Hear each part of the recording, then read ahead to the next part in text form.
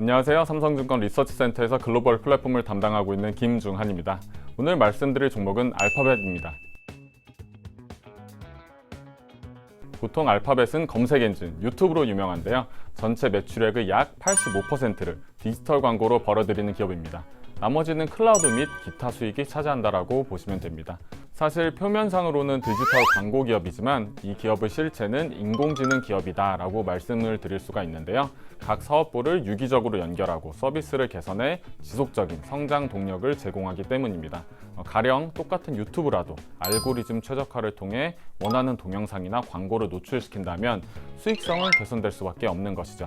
사실 많은 분들이 제일 궁금하신 건 주가가 무엇으로 움직이냐, 즉 키드라이버가 무엇이냐에 관한 것일 텐데요. 유튜브 스타일로 거두절미하고 바로 말씀드리도록 하겠습니다. 바로 유튜브와 클라우드입니다. 우선 유튜브의 경우 연간 벌어들이는 금액이 작년 기준으로 약 180억 달러에 이릅니다.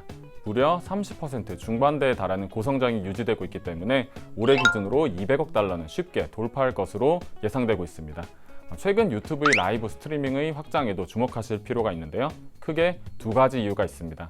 첫째로는 TV 같은 기존 레거시 미디어의 대체입니다.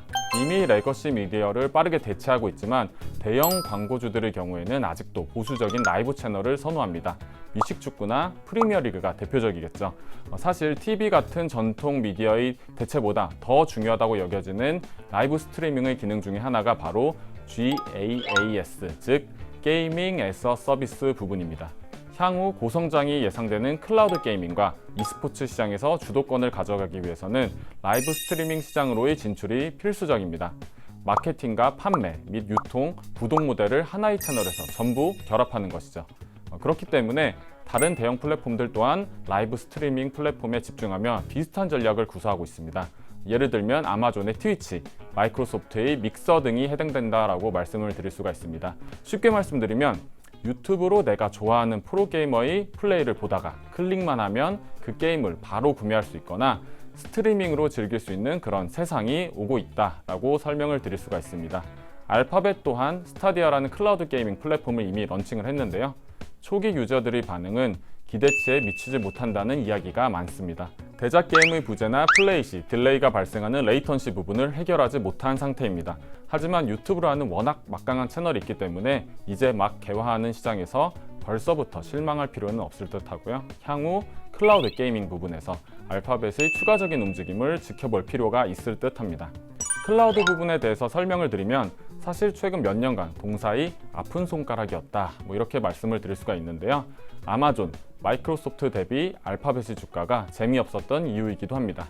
2019년 기준 매출액 89억 달러로 전년 동기 대비 약 52.8% 성장하고 있어서 분위기는 나쁘지 않습니다. 하지만 워낙 라이벌들에게 밀려서 제대로 된 평가를 받지 못하고 있는 상황입니다. 하지만 여러 개의 클라우드 서비스를 동시에 이용하는 일명 멀티 클라우드 환경이 대세가 되면서 새로운 기대감이 발생하고 있는데요. 가령 과거 아마존의 클라우드 서비스인 AWS나 마이크로소프트의 애저를 사용하는 기업들도 알파벳만이 제공하는 특정 서비스를 사용하기 위해서는 구글 클라우드 플랫폼을 도입할 수밖에 없습니다. 마치 여러분들이 필요에 따라서 마이크로소프트 워드도 사용하고 어도비의 PDF도 사용하는 것과 마찬가지입니다. 클라우드 시장 자체가 상위 플레이어들의 독식 구조로 재편되고 있는 만큼 3위인 알파벳에게도 새로운 모멘텀이 발생하고 있다고 말씀드릴 수 있습니다. 마지막으로 최근 알파벳의 주가 흐름에 대한 말씀을 좀 드리려고 합니다. 알파벳의 경우 코로나 이후 디지털 광고 부문, 마케팅 집행이 줄어들면 어쩌나 하는 우려 때문에 상대적으로 타 플랫폼 대비 느리게 반등하는 모습을 보여주고 있는데요. 디지털 광고도 사실 알고 보면 코로나 수혜주입니다. 다만 이커머스, 클라우드 등 다른 언택트 서비스들에 비해 시차를 두고 반등한다는 특성이 있을 뿐입니다. 사람들이 전자상거래 등을 자주 사용하고 유튜브를 보는 시간이 길어질수록 전통적인 채널보다 디지털 광고의 효용은 커질 수밖에 없습니다. 타 플랫폼과 다르게 자율주행차 부문인 웨이모 등 아직 주가에 반영되지 않는 호재들도 있는 만큼 관심을 가지고 지켜보시면 좋을 듯합니다. 네, 지금까지 알파벳에 관해서 설명을 드렸고요. 다음에 또 재미있는 기업으로 찾아뵙도록 하겠습니다. 감사합니다.